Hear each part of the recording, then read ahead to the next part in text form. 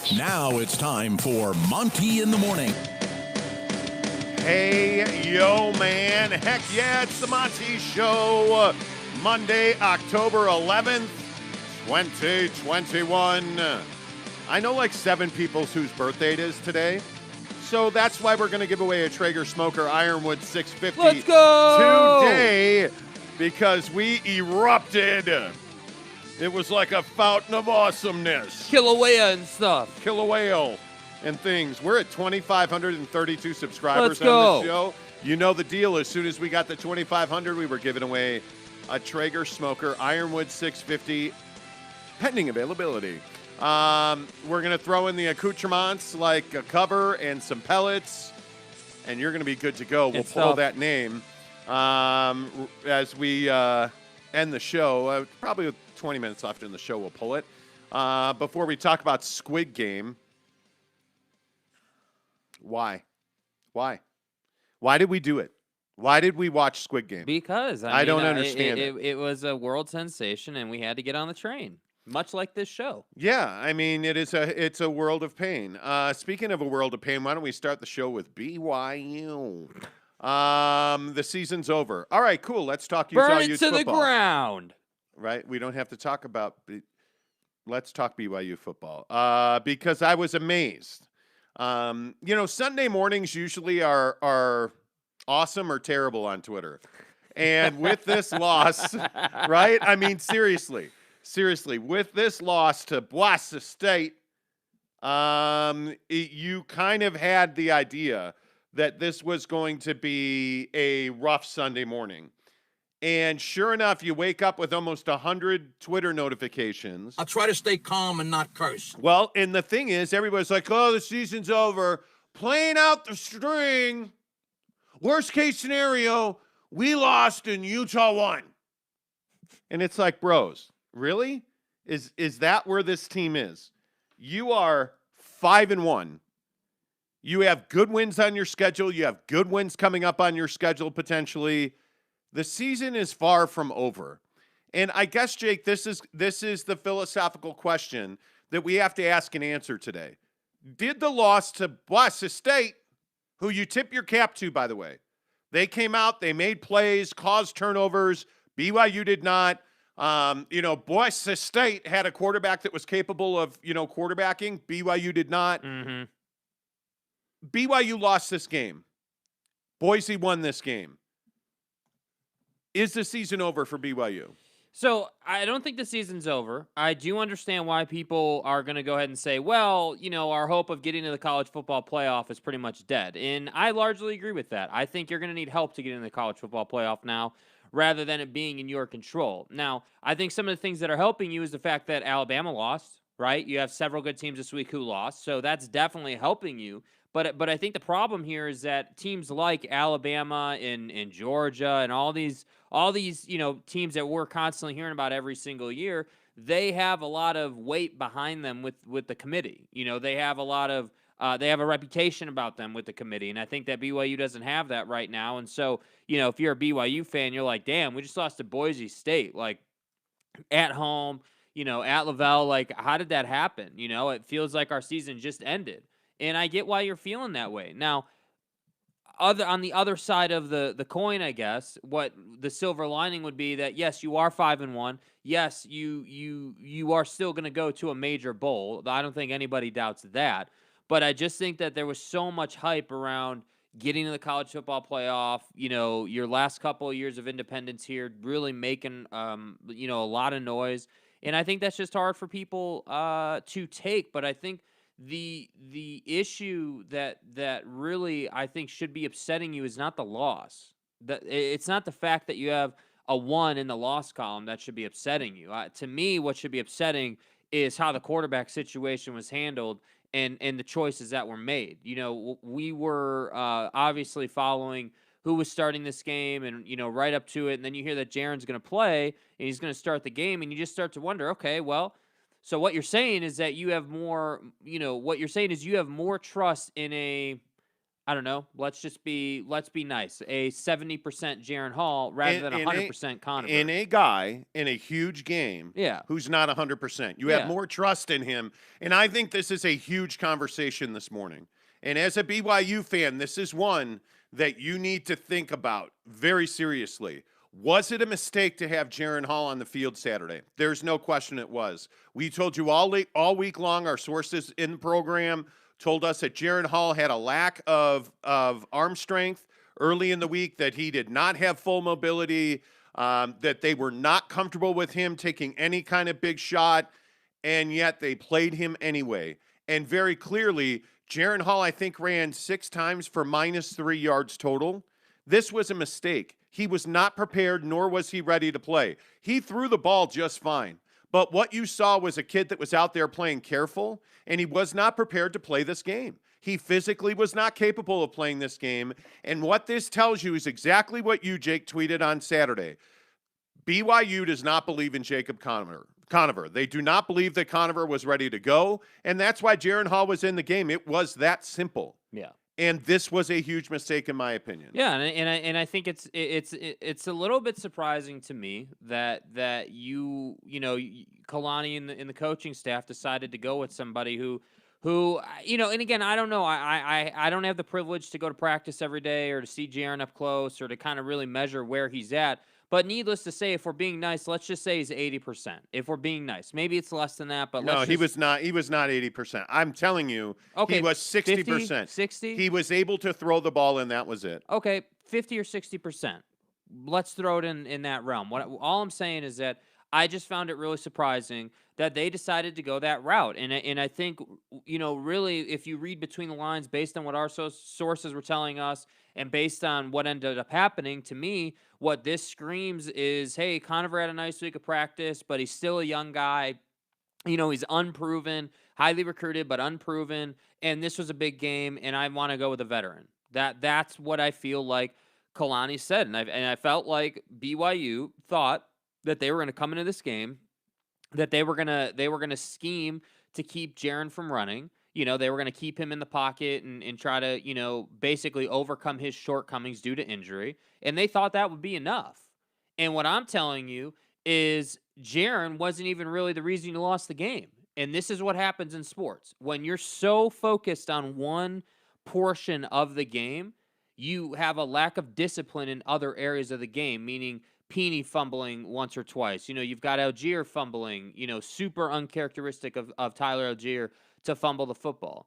This game was like Jaren wasn't even the issue, I felt like. Yes, did he help? Not really. But fumbling and all these mistakes and all the things that they did to hurt themselves is why you lost the game. I totally disagree. I think you lost the game because you started Jaren Hall.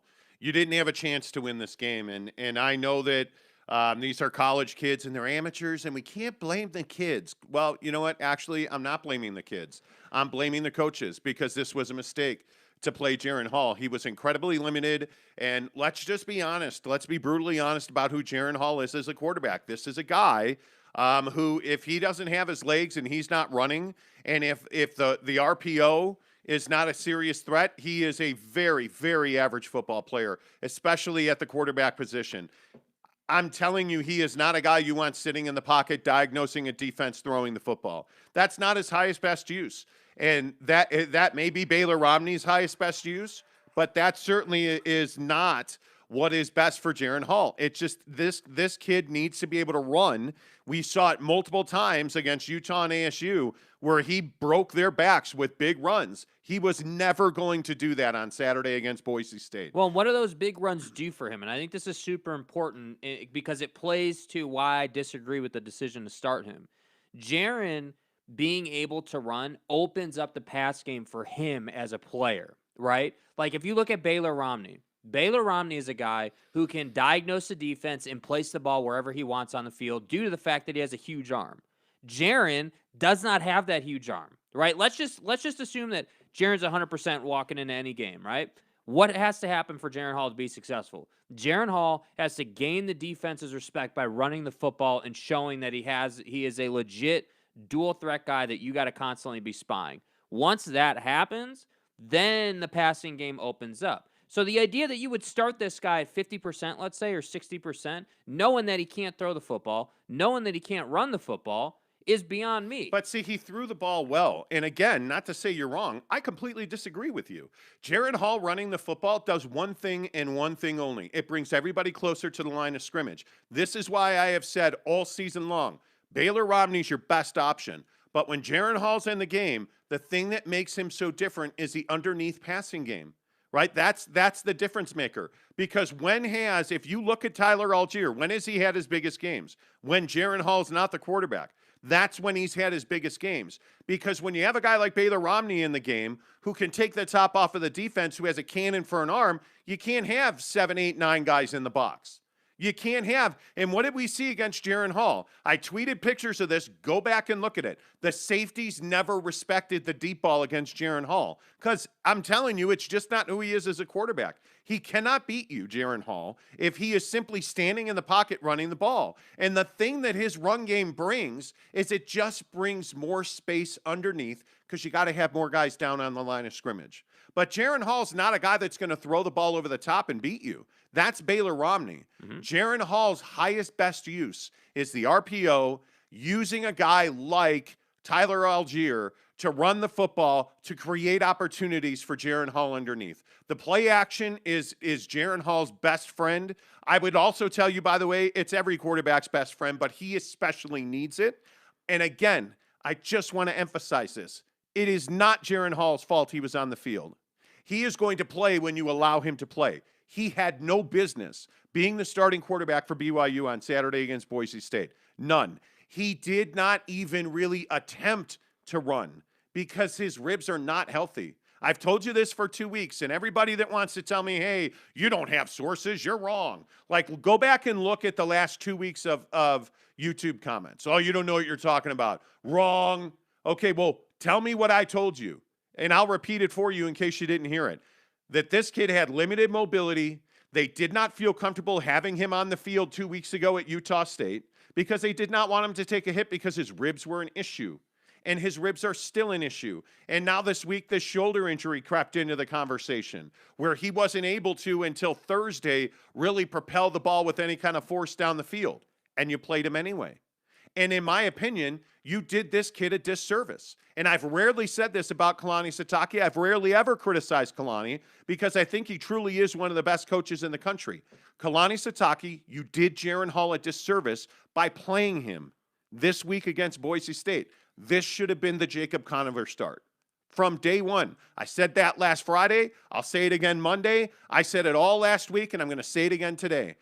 Jacob Conover should have gotten the start against Boise State. The BYU coaching staff did Jaren Hall a significant disservice by playing him against Boise because he wasn't himself. He was not able to play his game. And furthermore, I'll also say this. No, the season did not come to an end.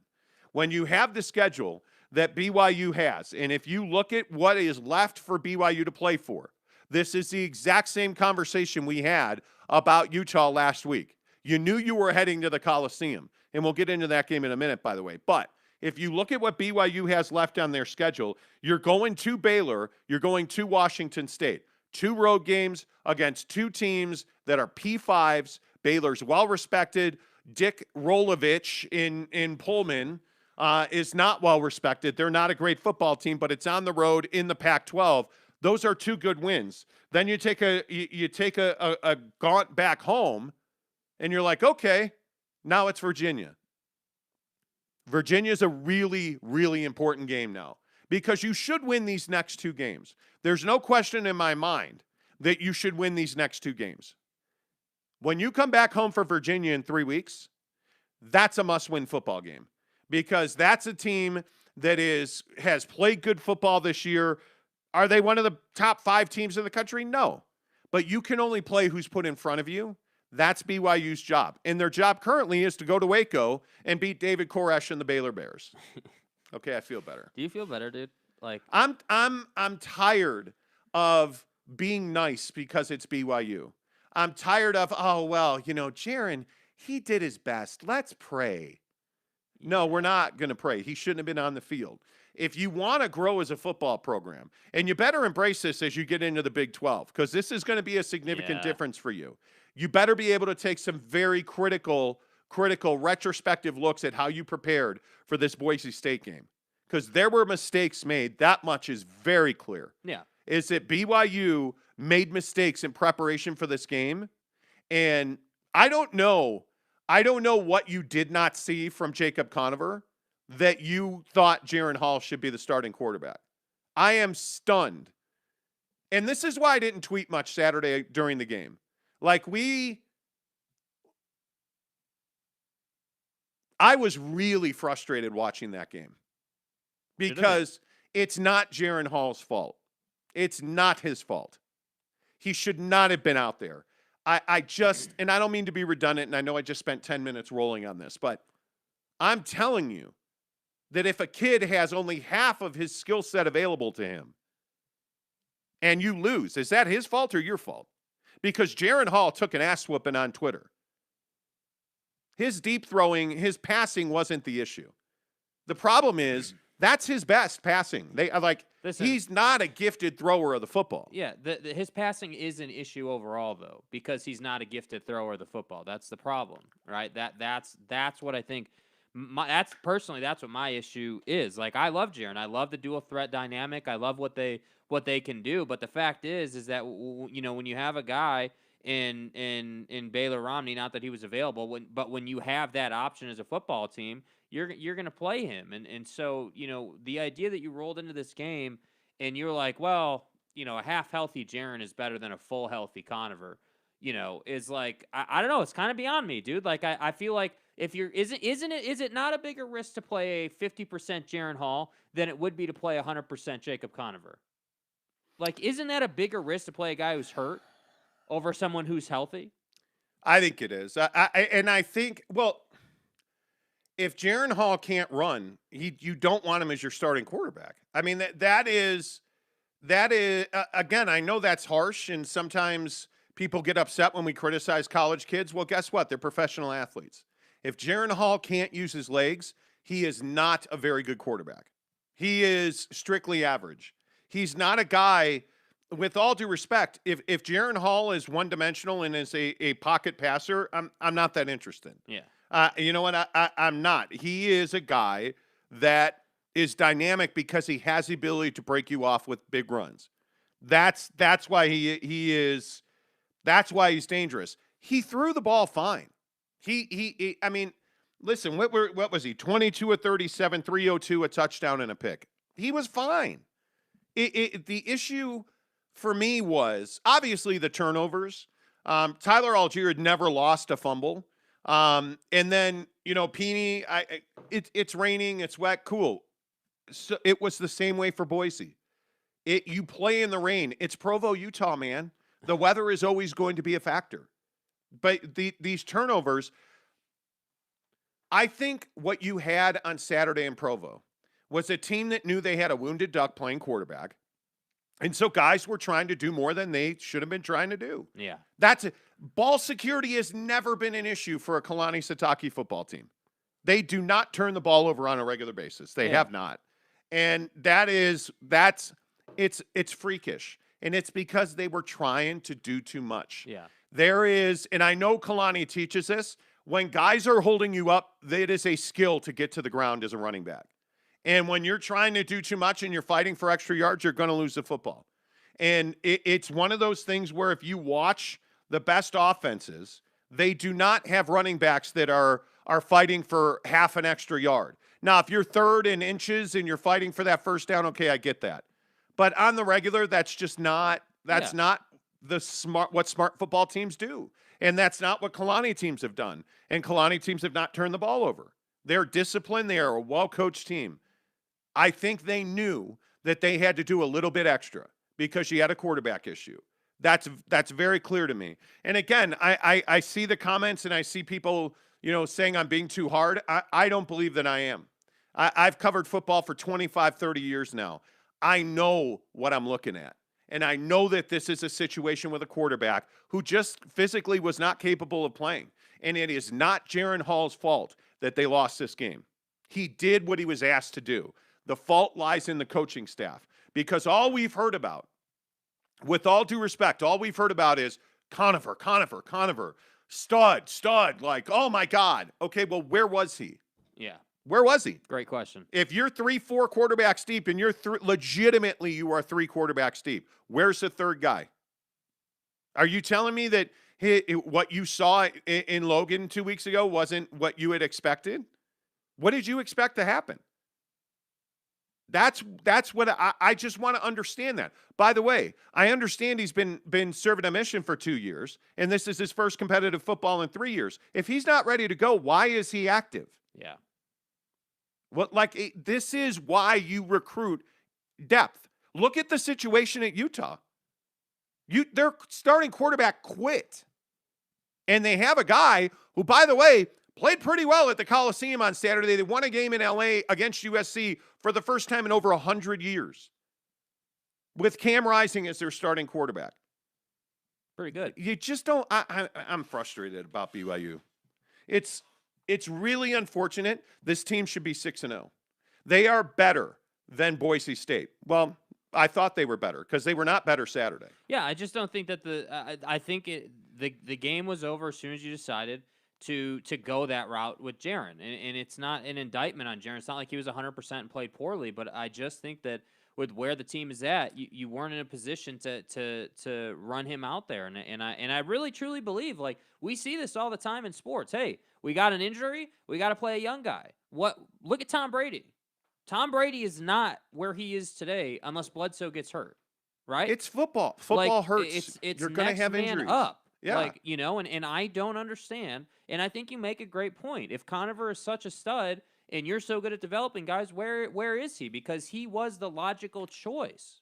I think that's a great point. It's baffling. And nobody will ask Kalani that. Nobody will ask that. Yeah. Nobody will ask the critical question. And it's unfortunate that that's where we are with the BYU media, and I get that. BYU is very protective. They will limit you if you ask difficult questions. Totally get that. But to me, I look at you let him throw the ball 37 times. And by the way, I'd also remind you, you only gave Tyler Algier 19 carries. Yeah. Your quarterback cannot run, and you knew that going into this game. Yeah. You knew he was not going to run. You only gave your best running back and arguably one of the best running backs in the country 19 carries? Really? And by the way, I'd remind you, they only average 4.1 yards per carry. And go back, having looked at this game multiple times now, go back and look what the Boise State defense was doing. They were within 10 yards of the line of scrimmage because they were not going to they were going to force Jaren Hall to beat him with his arm, and he couldn't do it. And that should speak volumes to you as a BYU fan about where the genre of this game, like the vibe and the theme of this game. Like, hey, they clearly knew that Jaren wasn't healthy. Yeah. All right, let's get some comments in here. Dane says, morning, boys. Tanner Plummer says, tough loss for BYU, but at least the Eagles won. Spencer says, hey, Utes rolled. I told you they were going to be in that game. And we're going to talk about Utah in a minute. Kate Christlieb says it's not over. Win out and New Year's 6 is still in the cards. Absolutely agree. Spencer Morgan says so much for 4 deep at quarterback. Well, I don't think anybody says they're 4 deep. I think everybody believes that Baylor, Jaren, and Conover are, those are 3 guys that up until this week, we all thought were ready to rock and roll as a number 1. Tanner says season isn't over, but unless Boise becomes good, BYU's New Year's 6 chances are shot. I just don't think that's the case. Obviously, strength of schedule is a problem. The Pac-12's a joke, and it is really unfortunate that but again, Utah beat SC. That certainly helps. Yeah. And it'd be nice if Utah would go on and win the conference. That would really help BYU. I look at Arizona. That's not going to help you at all. Arizona State needs to win games. Plain and simple. Arizona State needs to win games. And yet it'd be nice if USC, figured themselves out somehow. But that doesn't, with a rudderless ship, you don't have a head coach there. My guess is that's not going to change. And Keaton Slovis is not a good quarterback right now. He is not at all. BYU fan CJ says, no one had us 5-1 to this point. It's still a good season, and the only naysayers aren't fans of BYU. That's just not true. Yeah. Stop being a victim.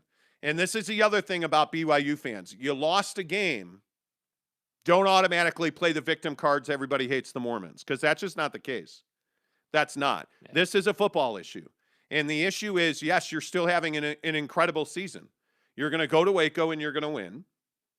And my guess is you're going to go to Washington State and you're going to win. And you're going to be 7-1. And you're going to come home and it's going to be the reunion with Bronco Mendenhall. And you better be unemotional about that. You better be unemotional about that.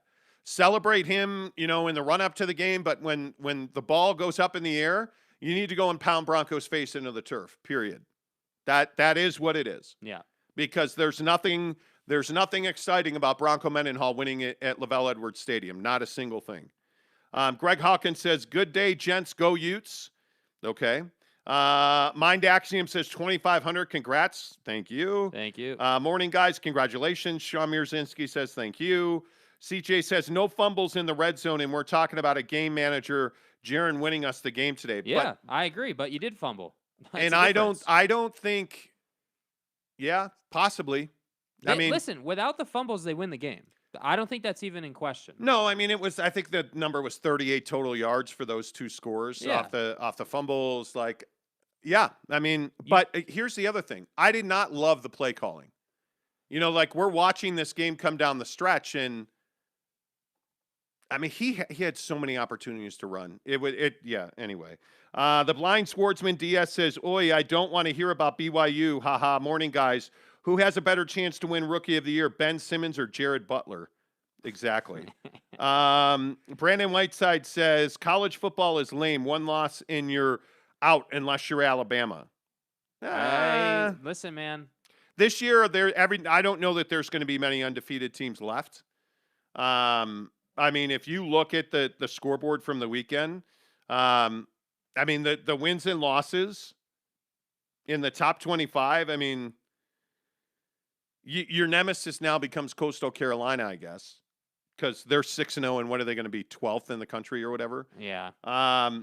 Cincinnati is proving to be legit, which is bad for USC because, again, I'll just reiterate, Luke Fickell's not leaving Cincinnati. I just think, listen, man, I don't think your season came to an end, but I think your college football playoff aspirations did. I just don't see any way where the college football playoff is going to put a one-loss BYU team in above an SEC team or, any other major player. If Alabama's a one-loss team, that's one of those teams. But I think when you look at, you have to believe that Alabama and Georgia are in. I think we can all agree those are the two best teams in the country. I don't know about Alabama. I still maintain that this is not your grandpa's Nick Saban, Alabama Crimson Tide. At some point, all that graduation's got to hurt you. They're just not playing great football. And certainly on the defensive side of the ball, they're making so many mistakes. Anyway, the point is, you have a lot of teams that are going to lose. I can't, Cincinnati, I don't know. How much respect do you get for Cincinnati going undefeated when they don't have a legitimate opponent left on their schedule? They're UCF, Navy, Tulane, Tulsa, USF, SMU, and ECU. Yeah, not great. Come on. Yeah. Is that a huge accomplishment? An undefeated season is going to look really nice, against all these one-loss teams, but I agree their strength of schedule is not good. And their best win's going to be against a mediocre Notre Dame team? I'm a Notre Dame fan, and they're mediocre. This is my problem. This is my problem with college football. I love the brand. I love the game. I love talking BYU and Utah and all this stuff, but the problem is there's no defined bar for success. And some people love that this is what we have to do every single season, but I don't particularly love it. I wish there was a bar, like a solid, black and white, yes or no. Hey, BYU, you have to go undefeated to get a spot in the college football playoff, right? Like, I wish it was just that simple. Or, hey, you have to have this or that to get there, because it is teams like Cincinnati that throw a loop. They wreck the whole conversation because they don't have a good schedule. So I just wish that in college football it was a little more straightforward, but it is what it is, I guess. Yeah, we'll see. If they go undefeated, it's a different conversation. If they run the table and this is their one loss, it's a different conversation. And let's hope we get there. but you got to take it week by week. And then I look at what happened, with Utah, and this is just an unbelievable performance.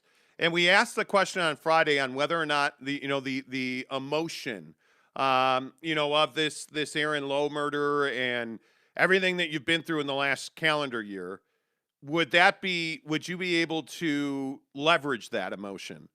And very clearly they did. It is the inspiration that you get from a performance like this. It's so impressive to look at the numbers and see the way that, like Tavion Thomas. I'm telling you, that's my guy, dude. Yeah. I've said pretty much all year, Jake, that he's the best running back on this roster. And he's a guy in my mind that you want to be your number one if he wouldn't turn the football over. And what do you know? Tavion Thomas didn't. He ran 16 times for 113 yards and a score. I thought Cam Rising being 22 of 28, incredibly efficient. But again, I look at the wide receiver numbers, that you had 3 wide receivers leading you.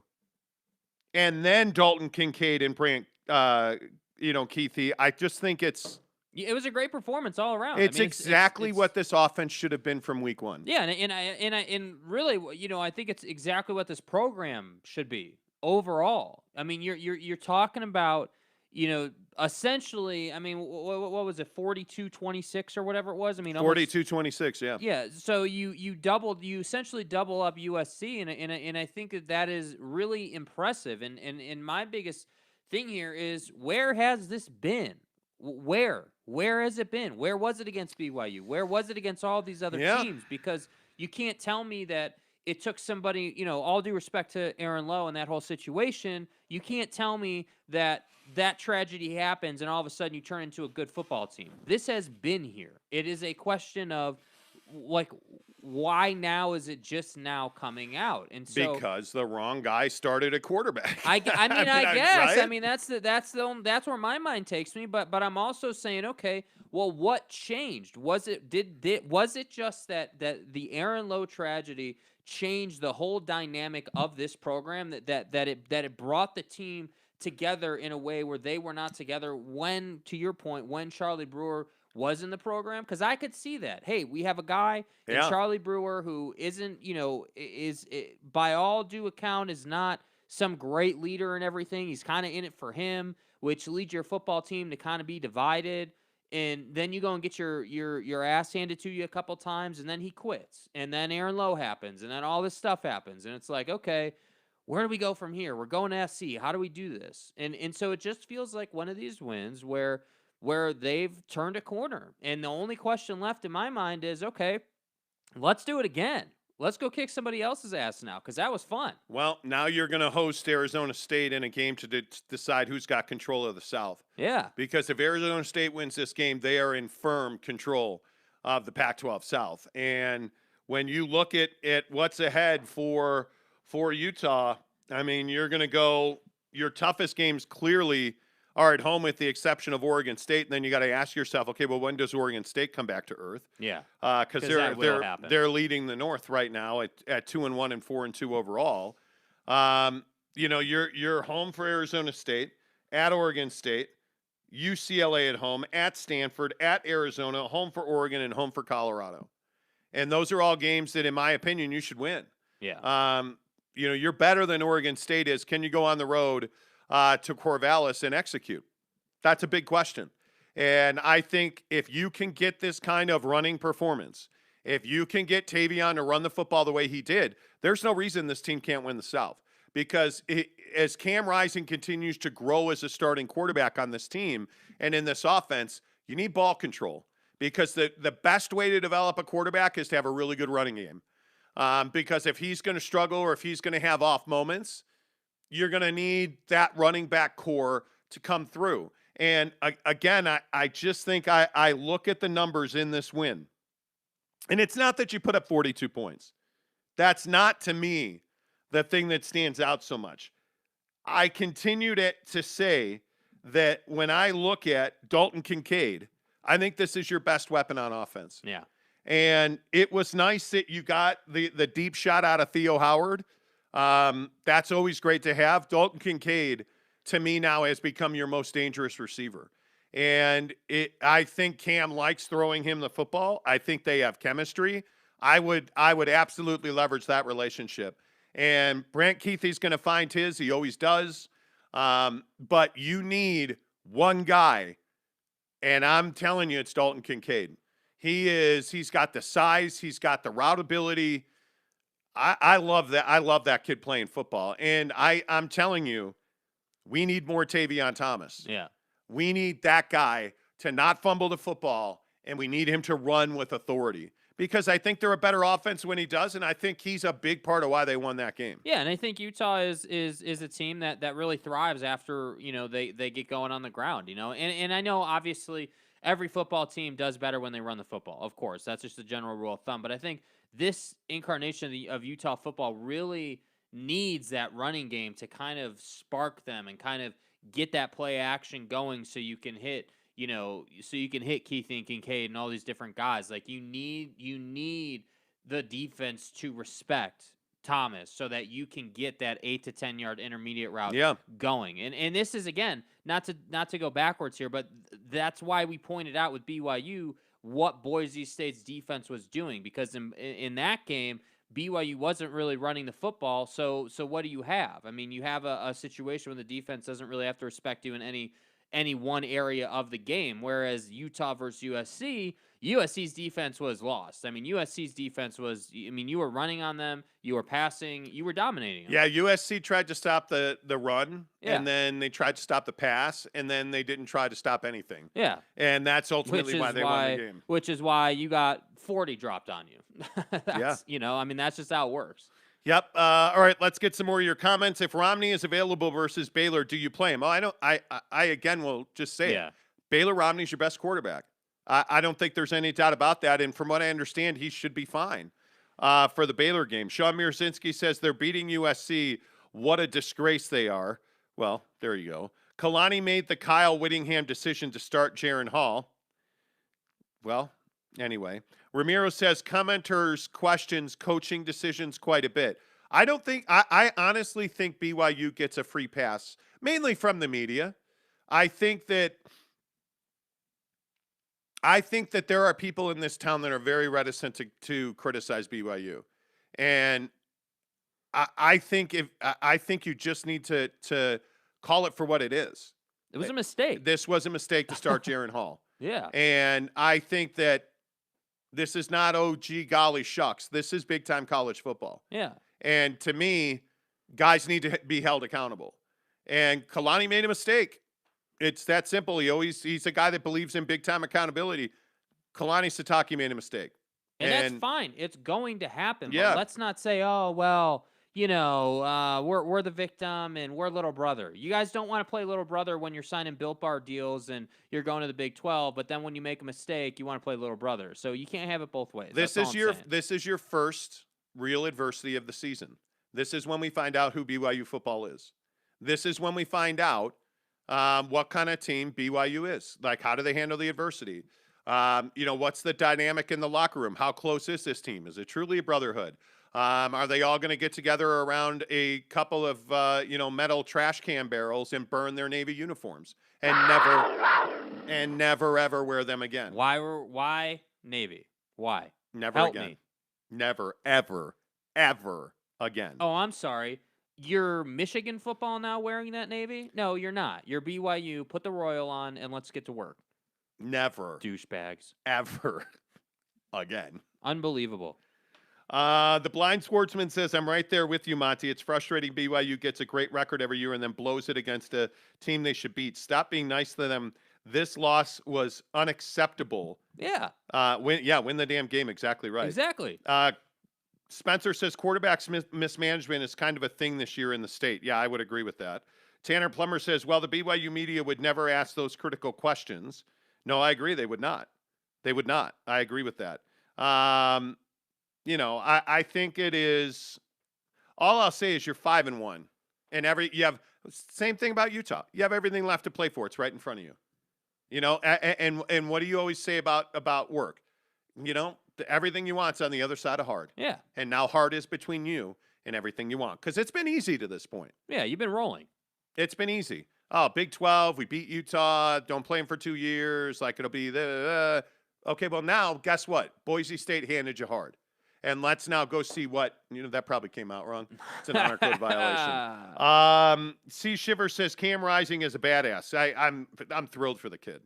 That to have that performance is. I'm thrilled for the whole program. I got to be honest with you. I mean, it just felt like such a negative. Like every time we were before the USC game talking about Utah, it was just like, God, like, heavy. Aaron Lowe, Kyle Whittingham's done. Like, dude, like, can we just give Utah a break for like a week and come back to this? Like, it was not enjoyable to talk about, but I think, and just like we were talking about Witt last week, like, and how he's, riding the string out here, I think we got to give him a lot of credit for turning this thing around a little bit because, again, the momentum was going in the wrong direction. And now you went and won a big football game.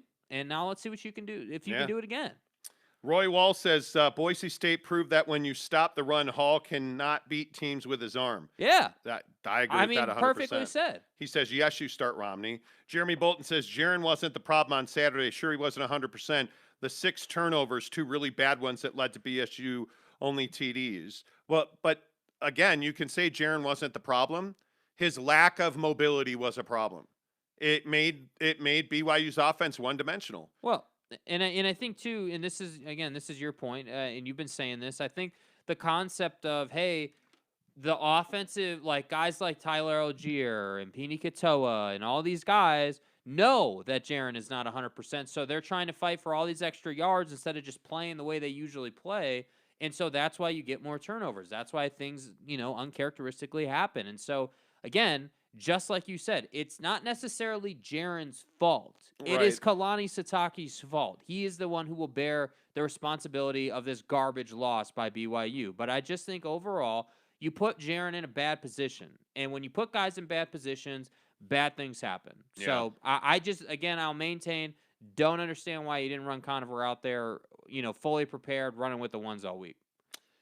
Yeah, we'll see. I mean, it is, it'll be interesting. By the way, don't think the changing dynamic of the Salt Lake City media scene doesn't impact how this game is talked about. Yeah. I mean, I think it is very clear with the KSL takeover of the zone. Yeah. That we'll see. We'll see. Either way, I don't know. The media is nice to sports teams in this town, so one way or the other, like, it is. Well, you see it with the Jazz all the time. I mean, it's so. Yeah, we'll see. It'll be interesting to see exactly how, exactly how the media handles this. Yeah.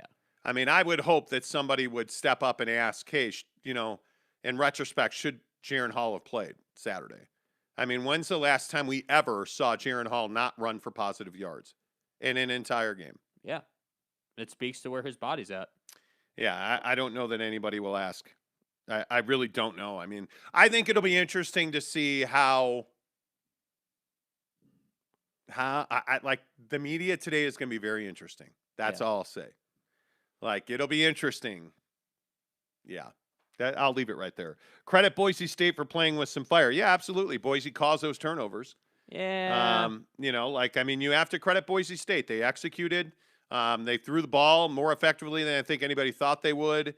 They dealt with a home field advantage that BYU has that many teams have not been able to deal with. So yeah, I'm not too interested in giving Boise State a lot of credit here. I mean, they went on the road and they played a nice little game, but let's be really honest about it. Let's not beat around the bush. BYU lost this game, and what I mean by that is you turn the ball over. If you protected the football properly, Boise State wouldn't have had all those extra possessions, and they wouldn't have scored as much as they did. So, to me, I just am not interested in giving what I am more than confident in calling a mediocre Boise State team a bunch of credit for winning a game on the road at Lavelle when you had a crap game plan coming in the whole way. Like, that's honestly how I feel. Like, what were you thinking? What did you think was going to happen running a guy out there who's, by what you say is 50%? Let's be generous and call it 65-70, just to be generous. Even at that point, why are you running him out there? When you've got a kid who allegedly is some, baller sitting on the bench waiting for his turn. I don't know, man.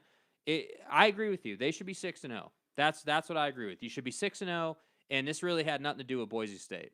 That's what I think. Anyway. That I'm telling that the rain did not cause turnovers. No. I'm telling you it didn't. It's no different. CJ says it's no different than when the Jazz owned 1280.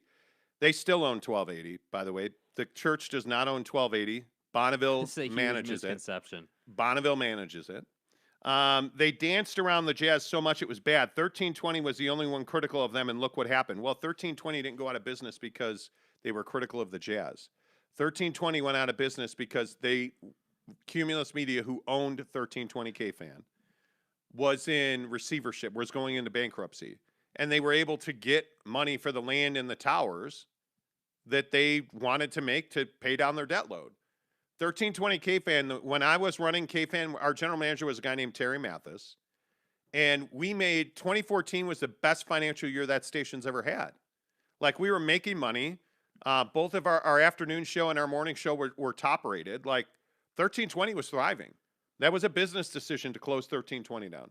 They chose not to support sports talk on that format. And so they sold the land under the tower and got paid for it. Yeah. And now by the way, a guy named Vic Michaels used to own that signal. Now he sold it to Catholic Radio.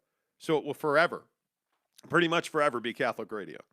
So here's what it is. I'm telling you, this town is in desperate need of an independent third sports talk station. Thirsty. I mean, like, desperately needs it. But I don't know how many people have the cojones to do it. Because to do it, it's not cheap, and you need some wherewithal.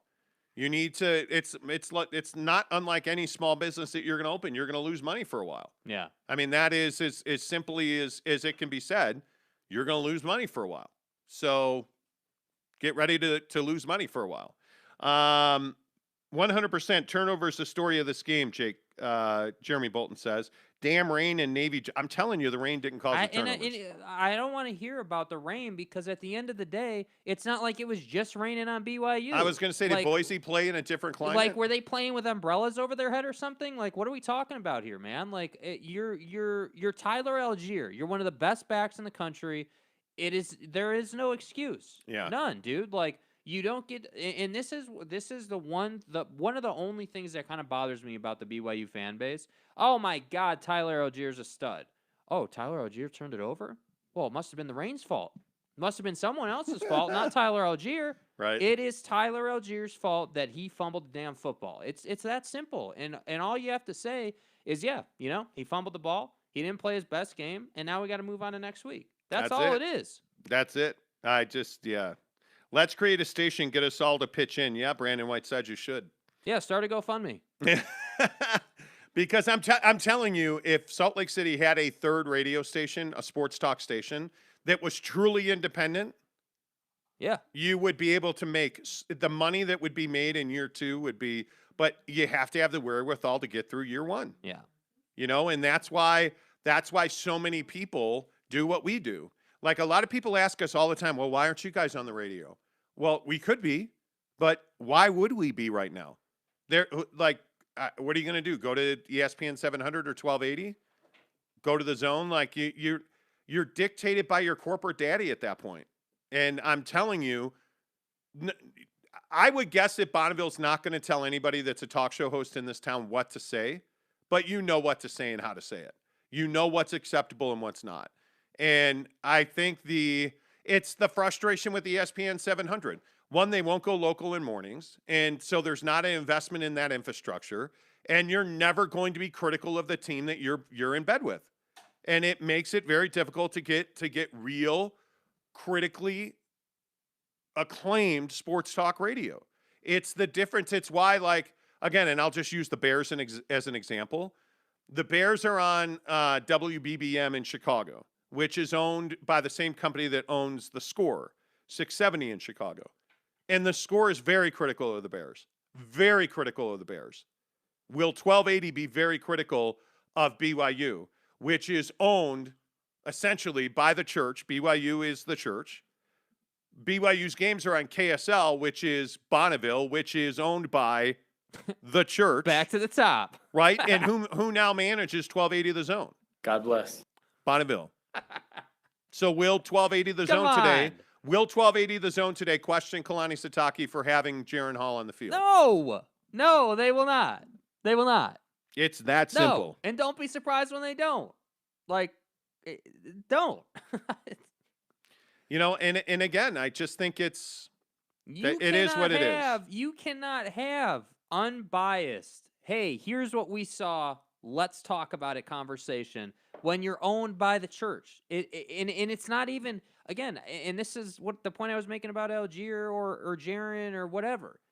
Like, it's not those radio hosts' fault. It's not that they're bad radio hosts. It is the setup and the culture at the station that dictates how they can go about it, which is why you need somebody who is not owned by the church, which is why you need somebody who isn't owned by the Utah Jazz. Like, that's what you need. And it's one of those things where you are so reliant on revenue to run a radio station. That's why it's very difficult to have open, honest discussions about difficult topics in this town. It's a very unique market. Angry Astley says BYU's defense did their job. The offense sucks, so Jaren off the damn field and fix the fumbling issue. It's that simple.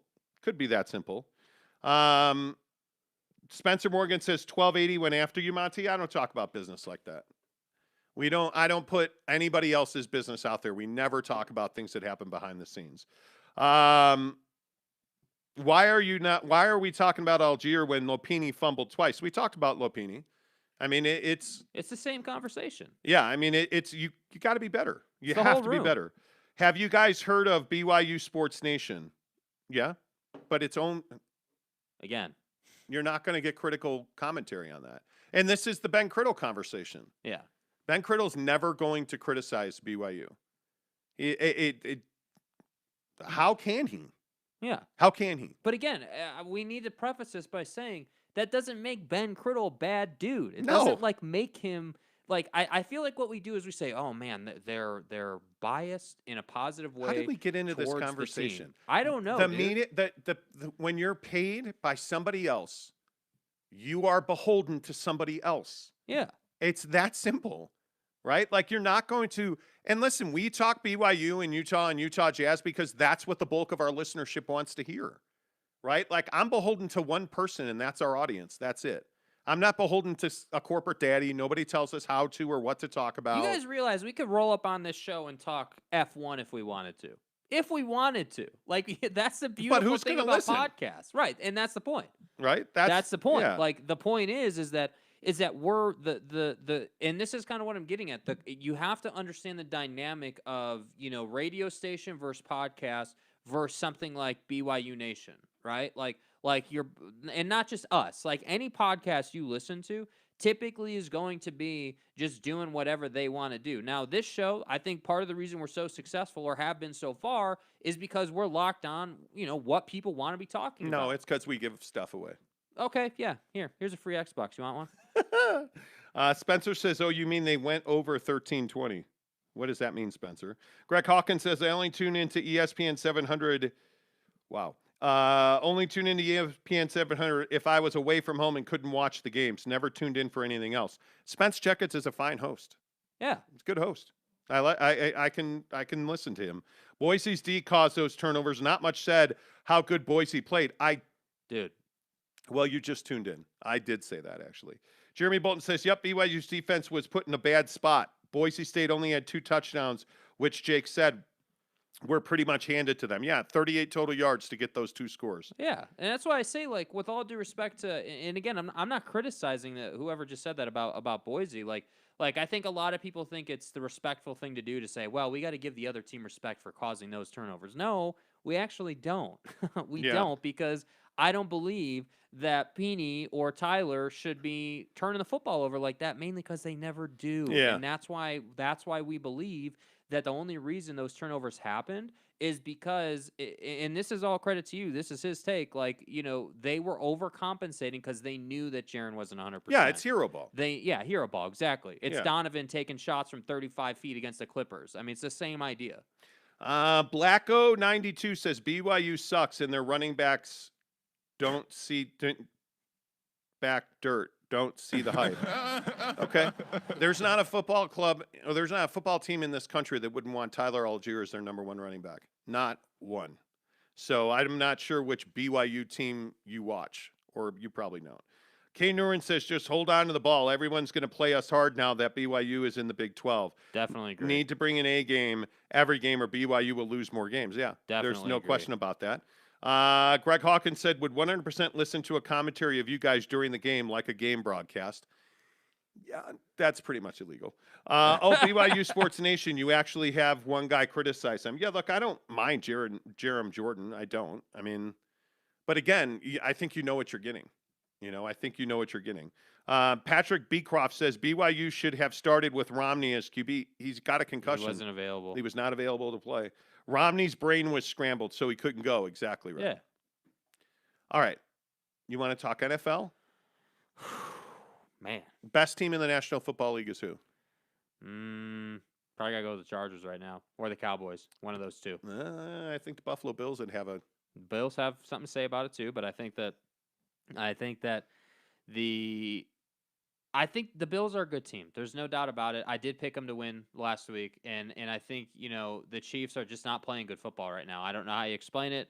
I don't know where they went, but they're just not the Chiefs that we all know and love. So I feel like there isn't a best team in the NFL right now. I feel like there's three teams, which would be the Bills, the Chargers, and the Dallas Cowboys. Those three teams are really powerful right now. And of course, you got the TB12s who are always in the conversation. So I think really it's those four teams, and then it's everybody else. I don't know if there's a quarterback I would take right now over Justin Herbert.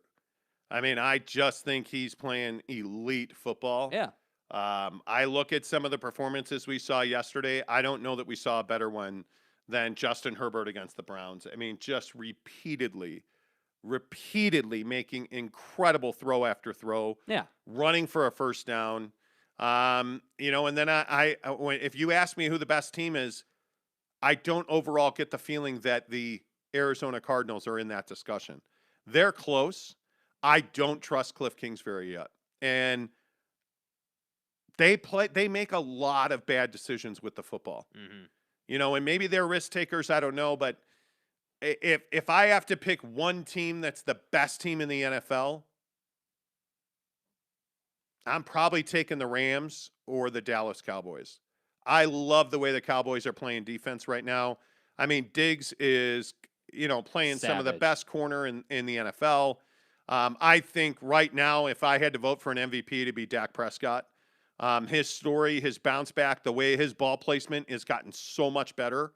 And I think that injury, as gruesome as it was, could really be a blessing in disguise because he is playing incredible football right now. Yeah, no, I think I completely agree. I think the thing with the Cardinals that I have hesitations about, yes, Kingsbury, but more the way they're winning games. And what I mean is you're getting a lot of late game heroics with DeAndre Hopkins to have to win some of these games. Yes. And I don't love that idea. I more love what I saw to Justin Herbert yesterday or even Baker. I know they lost the game, but I thought Baker and the Browns still played well, which is, hey, we're going to drive this football down the field. We're going to, make great throws, consistent throws that should be completed.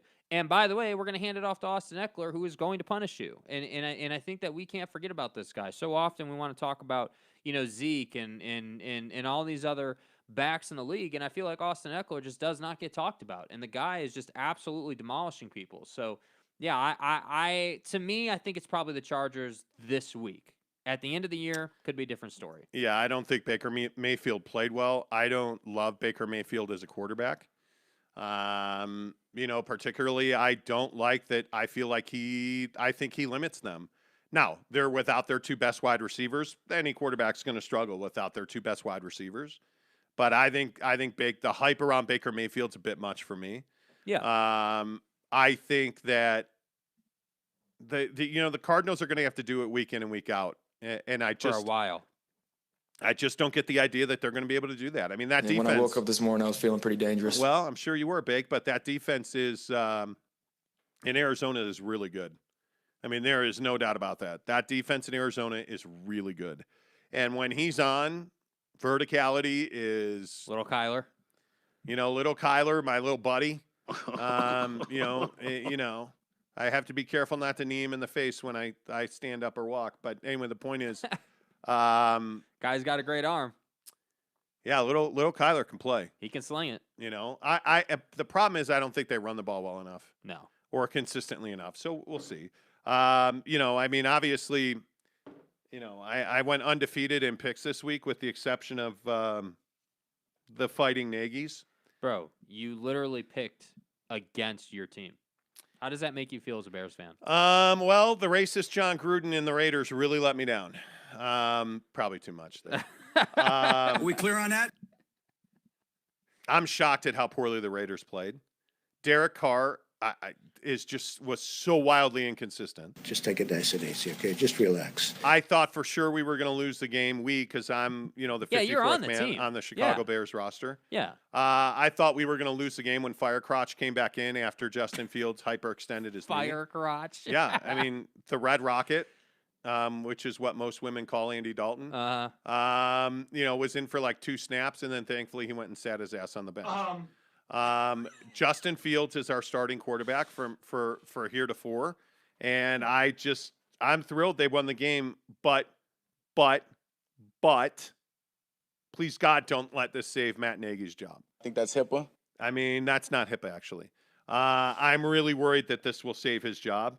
You know, one win will save his job. I love it. He's an asshole. The new Arlington Bears are going to be really good, dude. Stop. Stop. The Chicago Bears of Arlington Heights. They bought a horse track. How? Dude, how? Because usually horse racing's more enjoyable than Chicago Bears football and Nagy. You know what I'm saying? By the way, I also say, you know, one of the worst decisions the Bears ever made was trading for Khalil Mack. He actually played well yesterday. You know, I don't know. I'm still pretty convinced that Rams win the other night was one of the biggest wins of the week. Yeah, I think the Rams needed that, and that they're 4-1. It was clutch for sure. I mean, that was a hell of a game, and it was They're 2-0 on the road. I'm telling you, the Rams call that the broken finger game. Yeah, fuck them. I'm so over the Seahawks. Like, I'm serious. Like, I am not a Seahawks guy. I'm not. I actually, you know what? I look at the games yesterday, and there were obviously every week there's meaningless games. Falcons and Jets doesn't matter. You know, like my mom could have won that game. But it's from Wembley. Yeah, I know. Like tonight, Colts and Ravens. Who cares? Neat. Playoff baseball? Yes. NBA preseason? Yes. WNBA playoffs? No. By the way, you're cold-blooded, bro. I hate the Green Bay Packers too. I can't stand the Packers. Why? Fucking like Aaron Rodgers. Like, You're Aaron fucking Rodgers. Cut your hair. Like, you're just a jerk. Like, that guy, I want to break that guy's face. Like, I just, you know how you look at some guys and you're like, God, I hate your face. Like, Aaron. I will downsize your face with a shovel. I look at Aaron Rodgers' face and I'm like, you're a cross-eyed son of a biscuit. And I just want to, loser. I just, like, he's that guy you just want to punch in the face. Yeah. Mainly because he's really good. You know. Yeah, I do. It is what it is. Yeah. Teddy Wayman says, I think the Bills might be the best team in the league after watching them destroy Kansas City. How about that weather delay? It's clutch, dude. Big win. All right. Are we going to pick the winner or what? Yeah, dude. All right. Let's give away a Traeger Ironwood 650 with all the accoutrements. Am I picking or you picking? I'll pick. I don't care. Okay, you pick. Okay. This is, by the way, this is a Jordan 4 PSG box right here. Just want to point that out. Jordan 4 PSG. You know what I mean? Like, let's do this. Let's go. He's sifting through all the names. And I am going to go all the way under. All the way. All right. I have the name in my hand. Okay, you have the name. Now again, before you reveal the name, what's the giveaway? What's the giveaway? Oh, wow. I'm actually excited about this. So the giveaway is, right, a Traeger. A Traeger Ironwood 650, depending on availability, because they've been a little sketch. Yeah. A cover and a bag of pellets. Okay. A bag of pellets of your choice. And we may throw in some seasoning, probably not. That's what this giveaway is to announce. And we've been working on this giveaway since we were at 1,000 subs. So we've added what, 1,500 subs, right? 1,530 something subs since then. Okay. So, all right. I think we're ready. All right. Are there any last-minute comments here before we name the name? 2,533 subscribers on this show. Okay, 2533. So let's give it away. Okay, go ahead. Who is it? Who's the winner name? Yeah. of the Traeger Ironwood 650 Mm-hmm. is Chris Karn. Chris Karn Damn. is the winner Okay. of the Traeger Ironwood 650. And the funny thing is about this, I'm pretty sure, and I have a lot of notifications, but I'll go back and maybe I can find Chris on Twitter. I'll go back and find Chris Karn. Uh-huh.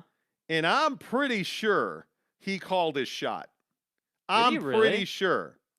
October 8th, Chris Karn said, please sub to this channel. I need a new smoker and they have great sports takes. And he tagged us in his subscription. Wow. He pretty much called his shot. Damn. So Chris Karn, congratulations, my friend. I hope he's in Utah. Dude, I don't know anything about Chris Oh Karn man, outside I of never his even thought take. about that. Chris, I misread the name. We should have rigged it for somebody that was in Utah. By the way, Chris, I don't know if Chris, if you're listening, can you comment, please? Yeah, we'll see if Chris is on. Yeah, if you're not, you got to DM Monty on Twitter. James Knight says, I'm betting my name wasn't in that box. Oh, it's in there. Oh, it's definitely. in there, bro. I looked for it so I could avoid it. No, I'm kidding. Totally kidding. LOL, Chris is in Australia. Stop. Yeah. Stop. Is he really? Dude, do you know how much it's going to be to ship? Well, we gonna go ahead and send Chris a gift card, and he can buy his ass. Yeah, he can buy himself. We'll send him a Visa gift card, Dan, because I ain't, You have a deal. Congrats, Chris Tanner says. End of nuts. Endo nuts. D's nuts said, if the Pac continues their network, which few watch, would this affect BYU and possibly BSU if invited to the Big 12 to poach Pac-12? Would recruits seek TV exposure? I think they already are. Yeah. I the Pac-12 is a joke. The By the Pac-12 way, before we get off the giveaway train here, let's not get distracted. The next giveaway is the Xbox. So we're gonna give the Xbox Series S 120 frame rates of power. Frame rate per second? Sure. Okay, whatever. Yeah, cool. Right. And it is a 512 gigabyte solid state drive and stuff with variable I'm the best there is. refresh rates in a high dynamic refresh range. rates and stuff. There's no disc in it. Get on the internet, douchebag. Yeah, I know what time it is. Yeah, you know what time it is. 3,000 subscribers, we'll give away this Xbox. So if you're already in the shoebox, You're already entered. You're already entered. Yep. If you are new to the show, make sure that you take a picture that you are subscribed. Tag us on Instagram, Twitter, or TikTok, The Monty Show, MONTY, The Monty Show. And you must tag us both, Yeah. SLC Super Douche. Yeah. Thank you. Or no, wait, Super Cars. Good. SLC Super Cars. Super douche actually sounds kind of funny. It is kind of funny. I agree. Okay, has Chris DM'd you yet? Has the winner DM'd Chris you has already? not DM'd me yet. Okay, he hasn't DM'd you yet. Let me tweet at him and see. I'll say to him, I'll be like, well, hey, guess what? Hey, look here, Chris. Hey, guess what? You won He's literally typing out this tweet whole right now. darn thing. DM, bro. Put bro. Chris. If you're not on Twitter, you need to get on Twitter. There we go. Right? Find All right. the Monty Show on Twitter so you can see all I this. tweeted it. So, All right. yeah, and just when we give these things away, we always like to say thank you for watching. Thank you for being here every day. Thank you for listening on the audio podcast. We try to give stuff away on a regular basis because you guys really take care of this show. Without you guys, we wouldn't do this show. And we try to save you from things like The Squid on Netflix. Okay, it's not the squid. What is it? Squid Game. Squid Game? Don't even look for it. Bro, we're not talking about ocean life here, bro. We're talking about people dying. Squid Game's a waste of time. No, it's not. So I thought the end was incredibly disappointing. I personally would like an apology. Were you awake for the end? Yes, I was. Okay. I thought the end of Squid Game was incredibly disappointing. Okay, so when you're watching a show that's like got 10 episodes on Netflix, one of my pet peeves that I see a lot with these shows is episode like 7, like an episode between 7 and 9, right? The episodes leading up to the finale. One of those episodes notoriously is like 10 minutes. A real short episode, right? Like Yeah. you're left feeling like, wait, that's a whole Wait, episode. that was it? And then you get to episode 10, and the ending is like, wait, you guys, it felt That's like it? you guys were rushed. It felt like you guys could have done more. That's it? You know, and so then I'm like, okay, well, maybe on episode 8 or 9, you should have done 10 minutes of content. You should have done more to set yourself up. Yeah. Overall, though, bomb show. Felt like it was really good. And I think the point, and it's a great point, I think we need to get back to this in American culture. It's not about the fact that it's a star doing the acting. No. As long as the acting is quality, as long as the show is really good, people are going to stay to the point. And if you haven't seen Squid Game, go and watch it. It is, I think I'm not going to say it's must-see TV, but I definitely think it's super entertaining. It is really good. Cade Christlieb says Squid Game was bad. Super predictable. I agree there was a predictability factor. We knew, Mrs. Monty and I had a pretty good idea who the last two were going to be right out of the gate. But, yeah. Why does that bother people so much? Because I don't want it to be predictable. But wait, the thing about Squid Games is episode 1, 2 through 7-ish, phenomenal. 1, 8, and 9, I want to say it was 1, 8, and 9. Especially episode 1 and episode 9 are completely frustrating. 1's a waste of time. It gets off to a slow start. And then MFers start getting killed. And it's like, okay, now I can perk up and pay attention. Did I not say that too? Yeah. I literally slept through the first episode, and I was like, wake me up when people start dying when this show gets good. And then in 8, the ultimate fight happens. And you're like, all right, I can get down with that. Yeah. And then in episode 9, it's just a complete sham. The whole damn thing's a sham. Like, it's so frustrating. And I say this a lot about season and series finales. I said this about Homeland. Complete joke. What a sham. How many people know what Homeland is? Homeland's been off the... Homeland on Showtime, great series. Is Homeland still playing? No. No, it's been retired, right? Yeah, but you can stream it. Yeah. But my point is, the way you end, and this was clearly set up for a season 2, by the way, Definitely. right? Definitely. But episode 9 of season 1 of Squid Game is completely frustrating. It is an absolute waste of time. That's the short one, right? No, that's the last episode of the series. Then 8 was the short one. 8 was the short one. Yeah. Or something, whatever it was. Completely frustrating. I hated the way it ended. What do you think of the show itself, though? Like, outside of that? Oh, and then the marble episode is riveting.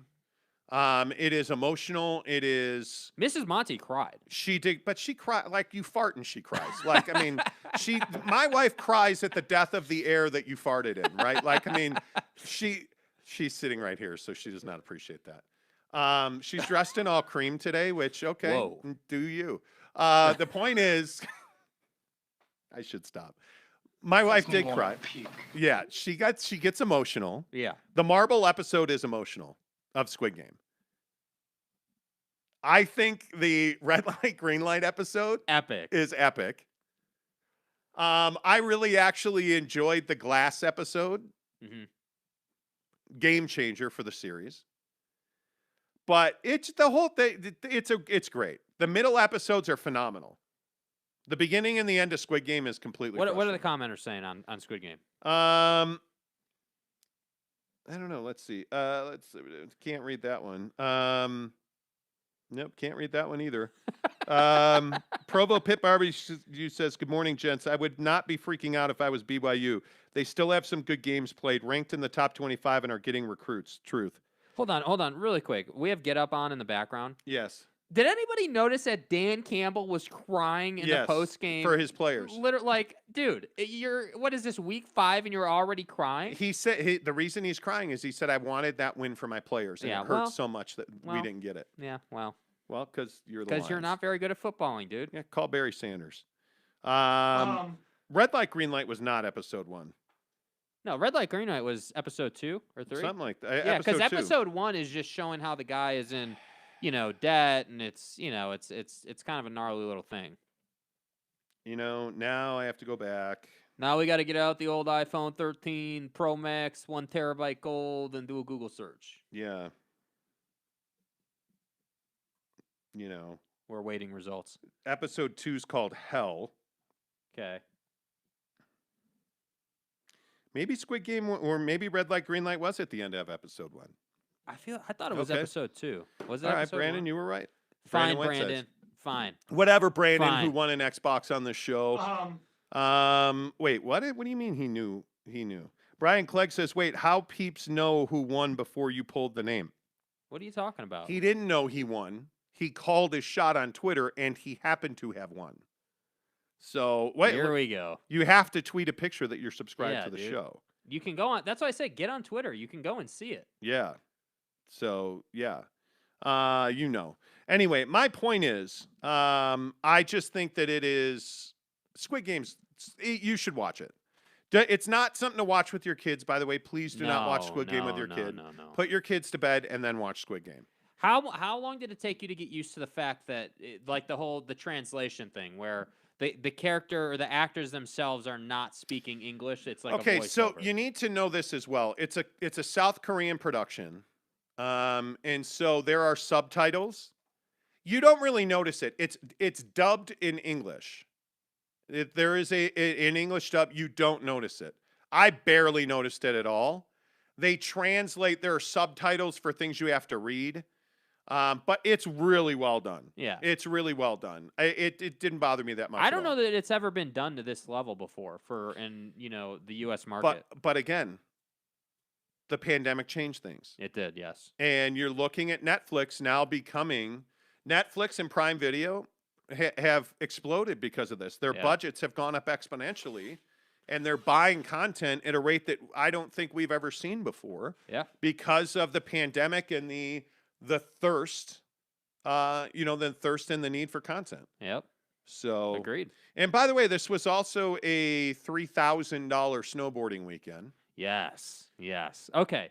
So, first question: when you spend a So- bunch of money, do you immediately have buyer's remorse? Like immediately? My wife totally does. Well, right, but that's why. I don't at all. I don't buy things emotionally. Okay. What does that mean? Well, I mean, like my wife went out one day and bought a hot tub. It was like, hey, honey, hey, honey, I bought a hot tub. I was like, okay. Seems like a great opportunity to slurp and splash. That's not what happened, actually. We went to the hot tub show and bought a hot tub. But we thought about that ahead of time. It's not like we just walked in there and were like, oh, hey, there's a hot tub show. Let's spend 10 G's. We thought about it. Okay. We didn't know that the deck would be $7,000 and the frickin' electrical would be $2,000. It's really unfair. So it's not a $10,000 hot tub; it's a $20,000 hot tub. Yeah. But we don't generally spend emotionally on things, so I don't often have buyer's remorse. Right. I mean, like food, I have buyer's remorse. But no. So we went to great lengths to make sure that we were back in Utah for this season. And this is why we work out so much. This is why we talk about nutrition so much, because I mean, the only reason we are working out so hard is to make sure that when the winter comes that we can snowboard the hell out of Park City Mountain Resort. Yeah. And so we're pass holders, so that's $900. Epic pass holders. Epic pass so holders, That's not just a Park Global. City. That's That's global. We can Yeah. go to any Vail resort in the world and snowboard.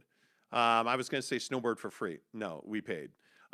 So like we'll go to Tahoe, we'll go to Denver this year. Yeah. Like we'll be around. I'd love to get to Mammoth again this year, even though it's not a Vail resort. But I would love to. But anyway, here nor there.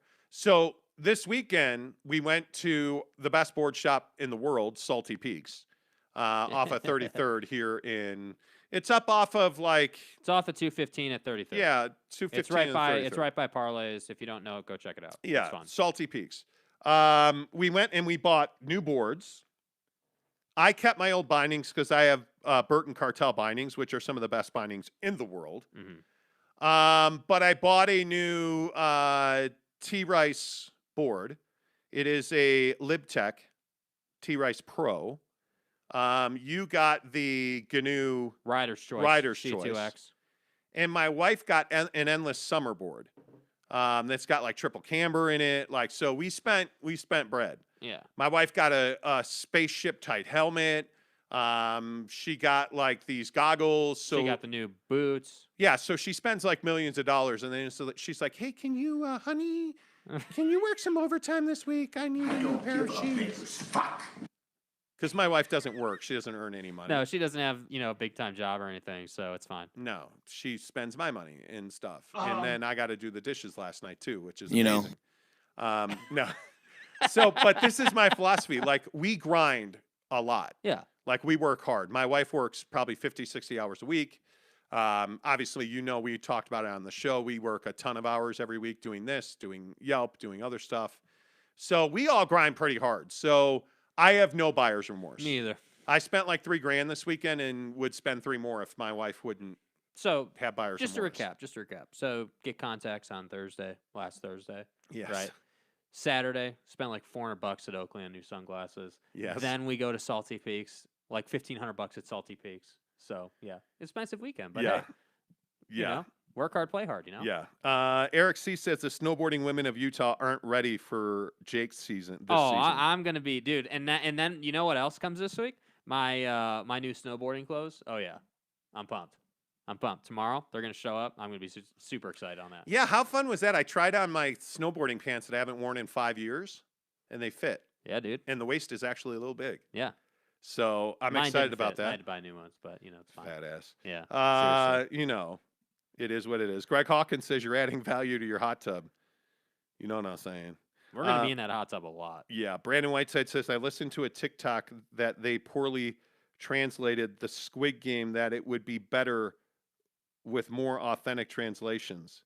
Nah, I'm fine. Okay. I love Squid. I love I thought the they did a great technology job, of dude. it. Yeah. Yeah. On the Monty scale of awesomeness, it's like a 2 out of 10. Oh, come on. No, it's like Come on. I give it like a 6.5. Yeah. I give it like a 6.5. Yeah. But It's not in the conversations of best show ever, but it's a good show.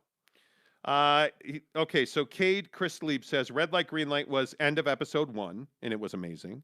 Cade Christlieb also says episode 2 had no games. Episode 2 is when they all went back home. Oh, That's right. That's right. That's right. The best one. There's an episode where they they turn all the lights off and they all attack each other. That was epic. Man, That had Call of Duty vibes written all over it. I'm telling you, that Marble episode. God almighty. Anybody in the comments snowboard? We got anybody that rides? Brian Clegg says I just have slow connection. Okay. It is what it is. Does anybody here snow? And please, Greg Hawkins says I do. Been boarding since I was 12. I'm 42 now. Damn, you're old. Oh, I'm gonna be 49 in a couple of months. And kick a person when he's down. Jeez. By the way, just want to say Saturday, dude, got it in, bro. 10 reps, Got it 225, no in, problem. bro. No problem. In. 100 on the dumbbell bench press, 225 on the barbell. Yes. Getting it in, baby. Yes. Great back workout yesterday. Do you even lift? You know we're doing it right because Mrs. Monty is not going to lift with us anymore. She proclaimed that that we're dumb Dude. and we don't know what we're doing, and that she's embarrassed to be seen with us at the Crack gym. everything up. We're out of here. Yeah, she's like, no. So she won't be lifting with us anymore. Oh, it's what it is, It's fine. It it's hurts not a my problem. feelings. So, Yeah, it's fine. yeah. It's okay. And anyway, She's like never said that in the background. We do what's called progressive overload. Because all I care about right now is I think I've gained strength, so I'm just going to pound legs and do cardio for the next Yeah, month. now it's cut time now. It's cut time It's now. cut time now. It's time to get going. Yeah. Jeremy Bolton says, "Hey, I'm 40. I'm a man." Jake, I'm trying. Jake? I'm coming. Jake? I'm coming. I'm a man. I'm 40. I'm a man. That's So get your facts straight. yeah. Sorry, my bad. No, we've all been working out really, really hard. Like, I mean, that hike last weekend, my calves have finally recovered. All I can say is that yes, by the way, I have bigger calves than Kyle Whittingham. Okay. So Nice. it just is what it is. I snowboarded when I was in Utah. Started on a Kemper rampage. Ramiro said, Nice, dude. "Nice, Nice, bro. I'm really excited. I feel like our setups are all dialed in. We now each have a backup board. And Oh a yeah. Wait. So we full-time didn't finish board. the story at the shop. So we got snowboard, bindings, and new goggles. This step-in technology binding stuff is amazing. Yeah. My wife is all about it. Now, I wear a ginormous size 15 shoe because I'm hung like a horse. So I have a huge foot. That's a cougar, not a horse. My bad, sorry. I know you're confused easily. Sorry, my bad. But my point is that I can't get step-in technology. Burton now has a binding where you can just step into it. It's amazing. My wife, of course, is going to get I that. really like the cartels that we had. Yeah. I love that binding. Like, I may have to at some point if I ever have any money again, because I'm broke now. Right. Mainly because Wayman Brothers Construction is gouging me on this deck. Damn it, Teddy. He's done that. This has been the best money I've ever spent. Yeah, dude, they're knocking it out. That they're deck is absolutely crushing incredible. it, dude. He's actually not price gouging me at all. Like they put the railing on and they put the side panel on the deck, and now they're doing the form to pour the concrete. I will say the steps are a little bit of an adjustment. Not that that's a criticism of them. They're just steeper. Yeah, it's Trex material for the deck, so we may have to put some stick tape on there or something. But I love it. Slaying some pow, brah. Exactly. Dude, right. I'm telling you, trying. I would love, you guys trying to ride. Let's do it. Yeah, man. let's all ride together. Make sure you dude. bring your sister so Jake has some Yeah, companionship. seriously. Yeah, I know what time it is. Provo Pit Barbecue says I ski. Shredding is not in my blood. Okay. Well, you've got That's 11, smoker pits in your backyard. We can forgive you. Kate Crisply says I used to board, hit a tree hard, and luckily walked away with no life-threatening injuries. Dude. Decided boarding wasn't fun for me. Backcountry is not where it's at. I'm not a big backcountry guy. No, at all. No. Oh God, Ace's wife. Oh boy. Direct message from Ace. Oh boy. Do you guys talk about anything other than how much money you make and spend? It's a little repulsive. Well, Ace, you know what it is, man? It's our show, so Do we talk about it that much? I think people ask us about it constantly. Well, I mean, we live our lives, and though. we are, and you guys renovating your house and putting in backyards and stuff. Yeah, I don't. Brian Clegg says slaying some pow, bruh. Used to work at the Bird. Really? There you See, go. I've never been to Snowbird. Never been. Never been to Brighton. Never been to the Cottonwood Resort. Teddy Wayman says I'll have a word with Alma if he's gouging you. No, don't. He's not, dude. He's not. We were just joking. Please do not have a word with Alma. No. Yeah, please don't. Don't. Please. No, Wayman Brothers has been amazing. I mean, it's been amazing. I'm thrilled with our deck. All right, I think that's it. Yeah, I think that's it. Is that all we... If that wasn't enough. Yeah, we're out of time. Yeah. Anyway, but yeah, congratulations. Chris Karn won the smoker. Chris, DM me. I hit you on Twitter. Greg Hawkins says, I'm a solitude guy. Jeremy Bolton says, Snowbird is fantastic. Snowbird's better than anything in Park City. Tanner says, Snowbird is awesome. The powder is fantastic. James Knight says, Monty, are we not allowed to humiliate Jake with lowbrow comments about his sex life? Oh, you are. Absolutely. You are. I mean, it's part of the show. How'd that date go yesterday? Oh, that's right. She canceled. Yeah, I was too busy at the snowboard shop, Brian Clegg says, they're all fantastic, even Sundance. Let's not get carried away. Take it easy. Yeah, you're that date. We ain't got time. Tomorrow. We'll talk about it tomorrow for sure. We can. That date went well. Yeah, it was a great date. Yeah, it was awesome. I went to the snowboard shop by myself. It was awesome. What you did is you went to the car guy and had your headlights adjusted. Yeah. Instead of getting late. Yeah. All right. Make sure you hit subscribe. We're giving away this Xbox at 3,000 subscribers. That's only like 467 away. It's not long. That's probably and a we week will and a half. ship globally on the Xbox. We sent one to Grocock. No, Grocock, but then the girl before that. Oh, in Malaysia, Philippines. Philippines. Yeah, that's right. Yep. Yeah, so there you go. All right. Until tomorrow, say goodbye, Jake. Goodbye, Jake.